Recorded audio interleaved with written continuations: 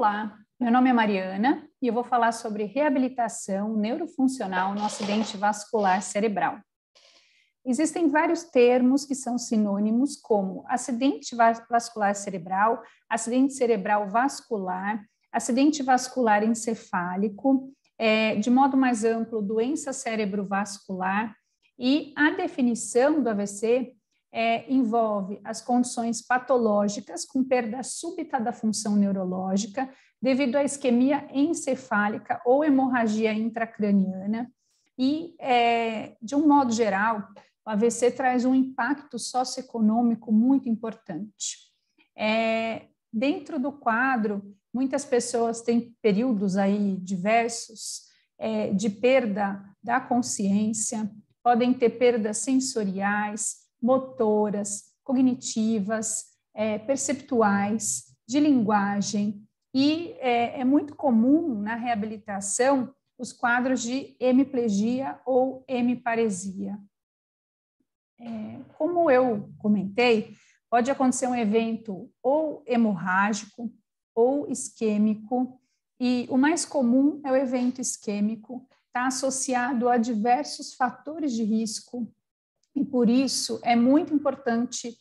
esse esclarecimento da população como um todo. Tem campanhas para esclarecer não só os profissionais de saúde, mas a população como um todo, com relação ao risco do acidente vascular cerebral.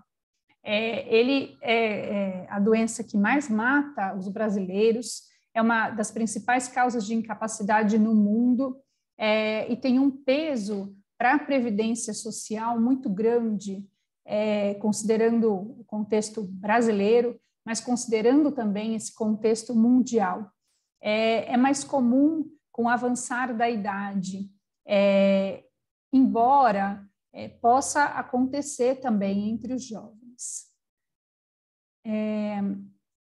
A literatura internacional fala aí de milhões de AVCs acontecendo no mundo todo e de uma porcentagem significativa de sobreviventes que vão ter sequelas, vão ter déficits, que necessitam de reabilitação, de profissionais de saúde muito treinados, tanto para avaliação quanto para o segmento desses pacientes. O número de sobreviventes pós-AVC vem aumentando com a melhora desse acompanhamento na fase aguda, e isso tem dois lados aí para a gente refletir. Por um lado positivo, com essa melhora da ventilação e do suporte à vida nessa fase aguda, mas um aumento crescente de demanda para uma reabilitação mais assertiva e de qualidade, porque senão a pessoa vai sobreviver com muito déficit e com um peso social, econômico para cada país. Então, no caso do AVC isquêmico, vai ter uma obstrução, uma interrupção do fluxo sanguíneo, e no caso do hemorrágico, vai ter um extravasamento de sangue que vai causar uma série de reações inflamatórias, agressões ao tecido cerebral. Então, são mecanismos diferentes, mas nos dois casos, não só a interrupção desse fluxo sanguíneo e dessa possibilidade de oxigenação e nutrição tecidual vai ter impacto, mas também toda a alteração metabólica que vai acontecer na perfusão cerebral, olhando para o todo, e nesse tecido que está adjacente, está próximo à lesão, que vai ter que, ora, suprir o que está faltando, mas também vai sofrer, muitas vezes, por uma perda parcial aí de nutrição e oxigenação. Além disso, é comum também eventos nos quais o paciente descobre, por exemplo, que tem um aneurisma só depois de ter um sangramento. Pode ser um episódio mais brando, com poucas sequelas, mas pode também ocorrer uma consequência muito grave da ruptura com sangramento menor, né, de menor volume ou de grande volume por causa de alterações vasculares como os aneurismas. No caso também das doenças metabólicas, é muito comum a obstrução dos vasos pelo acúmulo de placas de gordura que vão tanto mecanicamente obstruir a circulação sanguínea, quanto causar uma série de reações aí em cascata decorrentes dessa obstrução parcial ou até total da artéria. Uma outra doença que às vezes não é diretamente associada ao AVC, mas que é bastante frequente no Brasil e é uma demanda importante para a equipe de reabilitação, é a demência vascular. E nesse caso, podem acontecer obstruções em diferentes áreas cerebrais e eventos agudos. Então, o paciente tem um evento agudo, tem uma perda súbita de algumas funções, alguns sinais, sintomas focais, é acompanhado, é tratado, reabilitado, tem um platô ou até uma melhora dos sintomas, mas dali a pouco ele tem de novo um outro episódio isquêmico e assim por diante. Esses pacientes, quando eles chegam às vezes com um diagnóstico de um único AVC, quando nós vamos ver os exames, é possível perceber lesões lacunares, lesões pequenas, prévias em várias áreas do cérebro, e isso nos faz pensar num quadro até de demência vascular ou num quadro que possa levar à demência vascular. Então, esse paciente precisa ser encaminhado para a equipe médica para poder fazer os exames e poder ter um diagnóstico mais preciso quando a gente tem algum tipo de dúvida com relação a esse tipo de quadro. Aqui eu já falei, né, acabei me antecipando, já falei das possibilidades aí do AVC isquêmico e hemorrágico, mas eu gostaria de destacar que podem estar associados ao traumatismo crânioencefálico, a tumores cerebrais também, como eu mencionei anteriormente, aos aneurismas ou alterações arteriovenosas em geral. Nas crianças, nos bebês, por exemplo, prematuros, ou com alguma intercorrência perinatal, também existe com frequência, né, o quadro que é denominado paralisia cerebral, algumas isquemias focais que podem ser observadas, então essa criança pode evoluir com uma diparesia espástica ou com uma hemiparesia,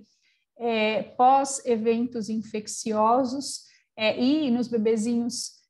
prematuros, uma fragilidade vascular muito grande na matriz germinativa, que podem acarretar sangramentos também e ventriculomegalia e alteração da substância branca que fica em volta dos ventrículos laterais, com perdas importantes também do desenvolvimento sensório-motor. É importante destacar que num bebê recém-nascido a termo ou prematuro, essa parte vascular é particularmente frágil, esses vasos são muito finos, e tanto por alterações de pressão intracraniana por causa de ventilação mecânica, quanto até alterações de concentração de oxigênio e gás carbônico no organismo, é possível ter mudança desses mecanismos de vasodilatação e vasoconstrição, com consequente isquemia desses pacientes, ou ruptura com sangramento também nessa região, quando acontece um aumento de pressão. Então, a etiologia é bastante diversa, pode ser uma área menor, né, pequena, pode ser uma área extensa, e é muito importante conhecer as características do funcionamento do cérebro para poder entender o que a gente vai ter que enfrentar aí na reabilitação desse paciente. Alterações não só vasculares como um todo, mas cardiovasculares são muito frequentes também, são um fator de risco importante, e o tabagismo, eu comecei falando das campanhas, né, de orientação da população, de grande importância orientar com relação aos riscos do alcoolismo, do tabagismo, da obesidade, da pressão alta, as alterações do colesterol, doenças cardiovasculares que não são devidamente acompanhadas, devidamente tratadas, diabetes, alterações também do sono, né, como a apneia do sono, e o sedentarismo, a falta de exercício físico. Eu costumo dizer que tem os fatores que nós não podemos mudar, são genéticos, mas tem também aspectos que podem estar no nosso hábito de vida ou no nosso ambiente que podem ser modificados. Portanto, a gente precisa orientar a população, né? Então, eu estou aqui insistindo na educação em saúde para tratar e para cuidar, para prevenir, agindo onde a gente pode agir, o que a gente pode mudar, que mecanismos que a gente pode evitar com relação aos coágulos ou às placas de gordura, pressão arterial, monitoramento de diabetes, que as pessoas parem de fumar, que as pessoas entendam também, por exemplo, a respeito do uso do anticoagulante,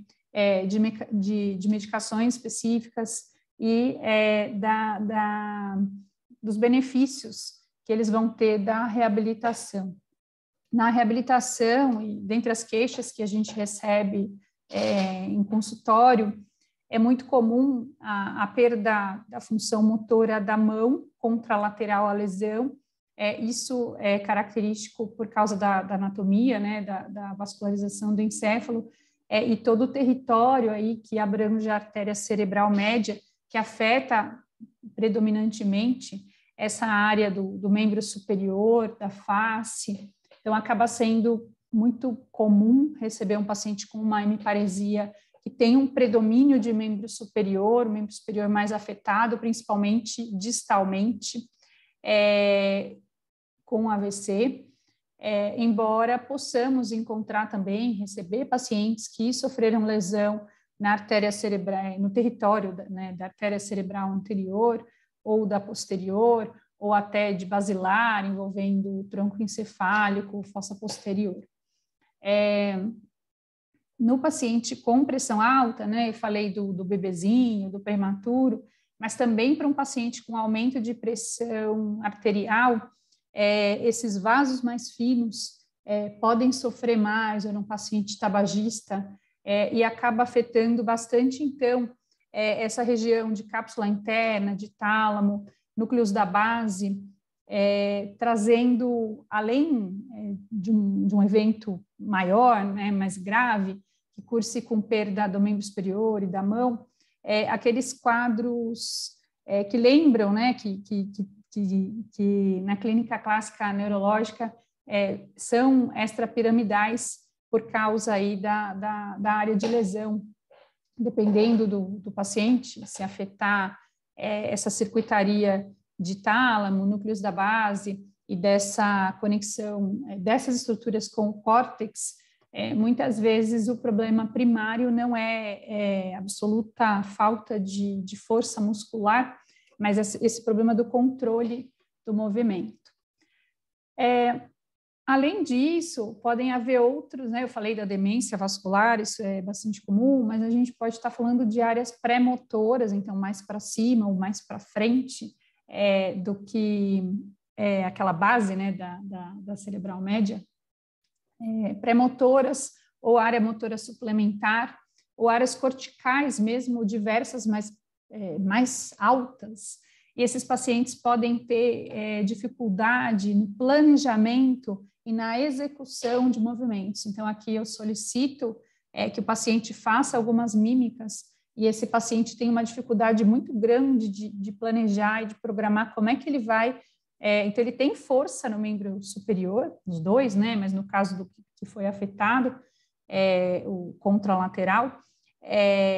não é a força que limita, mas é mais esse planejamento de como é que eu faço esse movimento que ela está me pedindo, como é que eu simulo segurar um copo para beber um copo d'água, ou aqui nesse paciente com demência vascular, como é que eu transfiro o peso de uma perna para outra para poder dar o passo Então, o paciente muitas vezes, eu falei da história dos sinais, sintomas focais, então ele tem uma assimetria nos membros superiores com um aumento de tônus de um lado, mas não do outro, mas esse paciente tem uma dificuldade muito grande de transferir o peso e dar o passo. Então, aqui ele fica, né, com essa dificuldade, ó, vocês veem que ele quase não sai do lugar, né, com essa dificuldade de transferir e de avançar aí na marcha. Então, nós estamos vendo questões que não são apenas motoras, mas questões não motoras, envolvendo o planejamento motor, essa execução do movimento, e também é bastante frequente a alteração de nomeação, de identificação. Então, aqui eu gostaria de destacar o trabalho das nossas colegas da fonoaudiologia, e tem estudos, né, esse estudo que eu trago aqui, ele é desse ano, né, da Brain and Language, mostrando que se esse paciente for treinado com relação à nomeação de figuras, esse paciente pode melhorar bastante o seu desempenho, monitorado lá pela ressonância magnética funcional, e que nesses pacientes a conectividade cerebral é diferente dos pacientes que não sofreram AVC, mas passíveis de treinamento, é possível treinar, na grande maioria dos casos, vai ter uma melhora dessa conectividade e daí do paciente poder saber, né, localizar o nome do objeto para poder dizer. Aqui também destaco a variabilidade das áreas afetadas que podem causar esse tipo de déficit de nomeação, assim, então, como a variabilidade de áreas afetadas que podem acarretar perda práxica. Aqui também, quando falamos de linguagem, também estamos diante de uma questão parecida, embora com áreas diferentes. Eu tinha comentado da lesão da artéria basilar, portanto, das lesões e da perda de vascularização de tronco encefálico, e essas são muito difíceis, muito mais difíceis, porque às vezes uma lesão muito pequenininha vai causar aí uma tetraparesia ou uma tetraplegia, afetando os pares cranianos. Muitas vezes esse paciente vai ter necessidade de traqueostomia, uma salivação excessiva, então uma alteração de tônus muito importante também, se pensarmos aí de todas as vias motoras aí descendentes, passando tão perto desses territórios, então também um desafio. E na avaliação desses pacientes, cada vez mais a gente não fala de apenas uma medida específica ou de uma avaliação fragmentada, mas dessa relação entre atividade, função e estrutura, incapacidade, participação social. Então, quais são esses desfechos, fatores pessoais e ambientais, e essa relação também sensorial, cognitivo, motora, emocional que acontece nesses pacientes. Então, dentro da minha prática fisioterapêutica, eu preciso olhar para todos esses fatores e, pensando no paciente, trabalhar em equipe, mesmo que a gente sabe o desafio que é esse contato sobre cada paciente com todos os colegas da equipe, mas mesmo que seja alguma coisa objetiva, breve, por meio de relatórios, é fundamental entender esse contexto mais amplo da reabilitação desse paciente e não apenas a especificidade. Esse estudo que eu trago aqui também é de 2021, então, agora, né, de 20 de outubro desse ano, e ele fala dessas relações entre equilíbrio, motricidade, independência funcional, aspectos cognitivos, inclusive com avaliações específicas, tanto de independência funcional, quanto cognitivas, quanto motoras, clássicos aí da avaliação do AVC, que estão correlacionados. Então, esse olhar mais ampliado desse paciente e dentro do tempo, então, de uma forma longitudinal, não apenas uma avaliação momentânea, transversal. Destaco para avaliação do tônus muscular a escala de Ashworth, e gostaria de mencionar que também fizemos a validação da escala de Tardieu, para quem tiver interesse, saiu agora também bem recentemente na Arquivos de Neuropsiquiatria. A importância de olhar para o tônus e para os reflexos, então entender o que está acontecendo aí no sistema piramidal, as manobras deficitárias, mas também entender a resistência muscular. Às vezes o paciente consegue fazer o movimento, mas ele tem uma assimetria na hora de manter determinadas posturas, determinadas posições. Então, ir montando esse quebra-cabeça com o tônus, com a força, com a parte toda funcional. Então, olhando tanto para os testes específicos de função motora, mas também de uma forma mais abrangente para a função como um todo. Então, aqui, com relação ao teste de tônus, a mobilização com a velocidade rápida ou com a velocidade lenta, para poder ver essa diferença. E, além disso, nos reflexos, lembrar bem tanto que é possível, né, que muitas vezes esses pacientes vão ter uma hiperreflexia.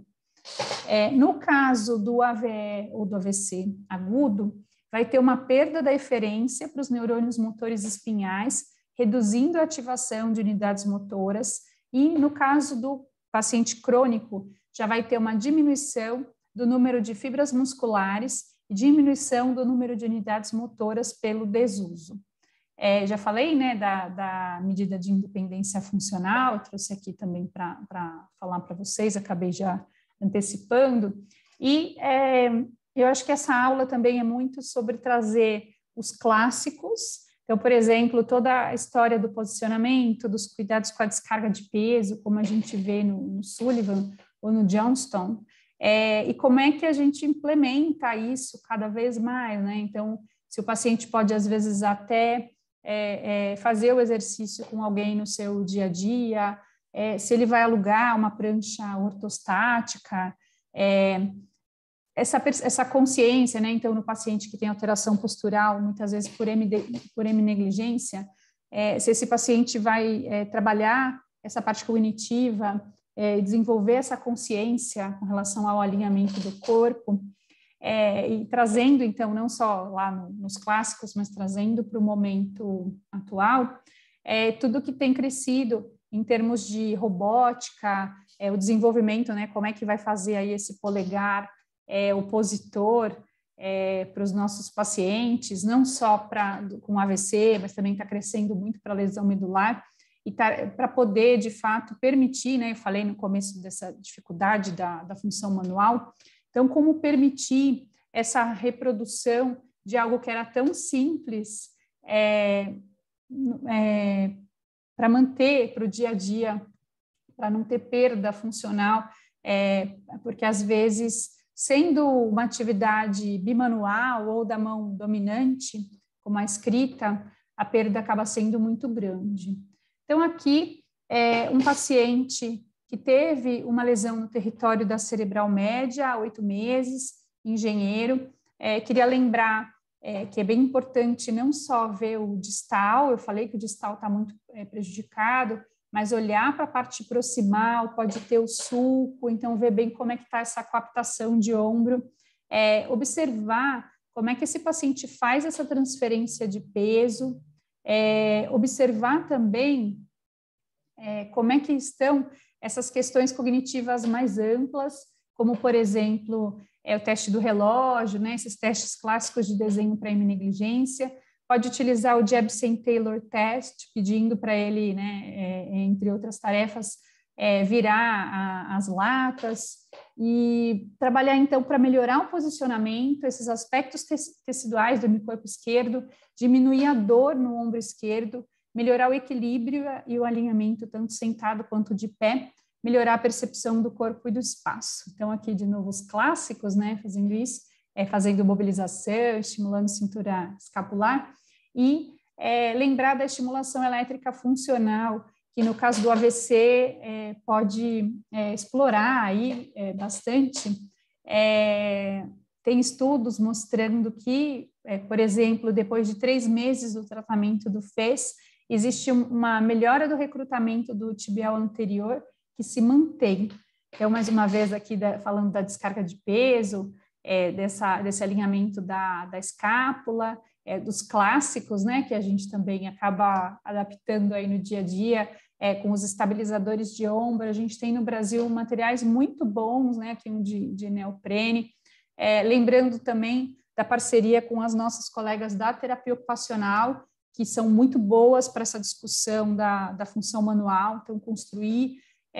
tanto esse posicionamento como a forma de intervenção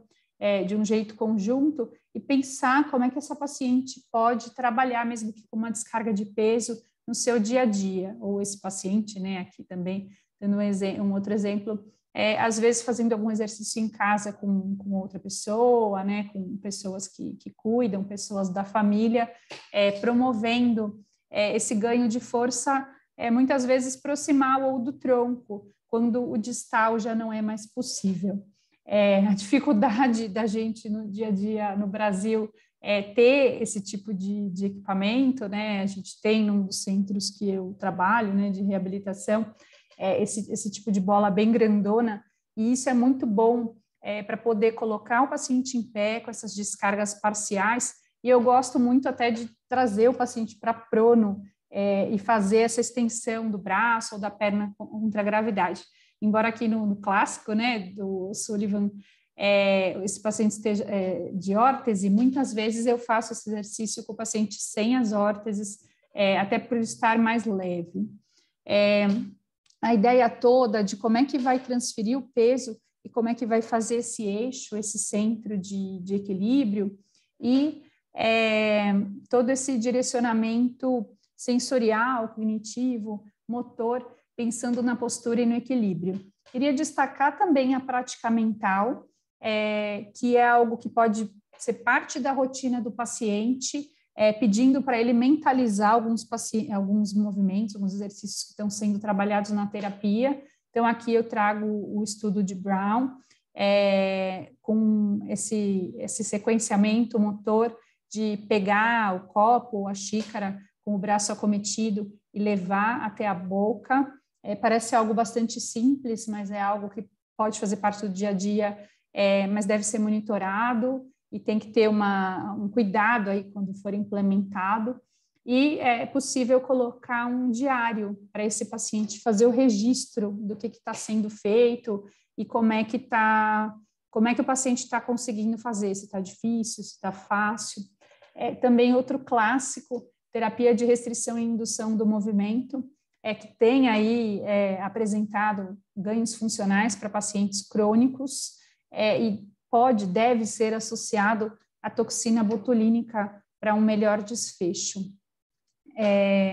Dessa forma, é possível mudar, mesmo para pacientes crônicos, aí o desfecho a longo prazo. Uma revisão sistemática, agora que eu trago aqui, com relação a estratégias para autorreabilitação, mostra que o resultado não é tão bom, tanto para o membro superior quanto para o membro inferior, quando isso é feito de uma forma isolada, quando o paciente recebe orientações e ele tem que conduzir isso sozinho dali para frente. E se tiver algum suporte tecnológico ou mesmo não tecnológico, esse resultado pode mudar. Então, ainda vocês conseguem ver, né, que tem hora que está favorecendo o grupo experimental, tem hora que o resultado favorece o grupo controle, que é importante ainda ter bastante cuidado com relação à orientação desses pacientes. Não adianta simplesmente orientar esses pacientes e perder esse segmento, porque esse gerenciamento, essa manutenção pode ser bastante desafiadora. Além disso, embora tenhamos, num primeiro momento, esse resultado mais expressivo para os pacientes agudos, é possível também ter benefícios, tem estudos que mostram benefícios para grupos mais crônicos, tanto com relação ao membro superior, quanto com relação ao membro inferior. Então, aqui, o segundo caso clínico é um paciente que teve, como eu falei para vocês, uma lesão subcortical, já no nível mais baixo, no nível de encefálico, e esse paciente tinha uma queixa muito grande sensorial. Esse paciente não tinha tanta perda de força, ele tinha aí uma força grau 3 distal, mas, por exemplo, aqui para ele segurar na barra paralela, a temperatura da barra era estranha desse lado, essa entrada sensorial muitas vezes era o que atrapalhava o movimento e não propriamente a fraqueza. Existem pacientes com perdas sensoriais que eles ficam, ou com formigamento, que eles mesmos ficam aflitos, estimulando o braço e acabam se machucando, ou se machucam porque perderam a sensibilidade. Então, aqui também destaco a importância de avaliar o sensorial desses pacientes, que pode estar bastante desorganizado. Então, aqui esse paciente pensa que pegou o copo plástico, mas, na verdade, ele não conseguiu realizar a tarefa. Então, aqui como objetivos, melhorar a sensibilidade aos aspectos teciduais do hemicorpo direito, melhorar o equilíbrio em pé na marcha, mais uma vez aqui a descarga de peso, e esse estímulo das atividades bilaterais aqui, então, envolvendo o lado acometido nas tarefas, tanto motoras mais finas, quanto motoras mais grossas. Os clássicos já diziam da importância de usar estimulação elétrica ou mesmo estimulação de taping com gelo, e os estudos da literatura cada vez mais vêm mostrando esses benefícios. Não desistir, não ter medo de colocar esses pacientes ajoelhados ou semi-ajoelhados, de treinar a marcha mesmo para o paciente que precisa aí de mais apoio, de mais assistência, tentando tirar, né, não deixando chegar nesse ponto aqui de desalinhamento. A estimulação elétrica funcional está associada a ganho de força muscular em músculos distais do membro superior, melhora a força de preensão manual, também tem ganho de força muscular em flexores do tornozelo e um fortalecimento dessas conexões descendentes residuais que deve ser trabalhado. Então, não desistam desse controle distal do paciente de vocês. Mesmo em pacientes crônicos, como eu já comentei, pode ter bastante ganho e bastante reorganização cerebral, e mais uma vez aqui trazendo produtos brasileiros, nacionais, que têm uma resposta muito boa. Então aqui agora nesse exemplo, pensando na ajuda da dorsiflexão com a tira de Stutz, então trazendo algo que é mais do nosso dia a dia, e integrando com algo clássico, como por exemplo descarregar o peso olhando, né, duas balanças simples que o paciente pode ter em casa, usando essa informação visual como norte aí em diferentes níveis de controle. E outro desafio grande que a gente enfrenta é a hiperextensão do joelho na marcha dos pacientes com AVC. Essa revisão de literatura, que também é de 2000, já está no prelo, né, para 2022, então ela está no Gait and Posture agora bem recente, desses dias no Medline, mostra a importância do treino proprioceptivo, e tem diferentes formas de olhar para esse sistema proprioceptivo, tanto na fase aguda, subaguda ou mais crônica, benefícios já, embora não tão fortes, com dispositivos ortóticos, pensando aí na angulação do tornozelo, e ainda muito pouco sobre a estimulação elétrica funcional, precisando aí de mais informações. Para um paciente com AVC, também para a população em geral, lembrar do SAMU, se alguém estiver tendo uma alteração aguda que o impeça ou a impeça de sorrir, ou abraçar, ou falar ou cantar, rapidamente essa pessoa precisa ser levada para um serviço de emergência, porque o tempo perdido é cérebro perdido. Era isso que eu gostaria de falar para vocês. Muito obrigada aí pela atenção e até a próxima.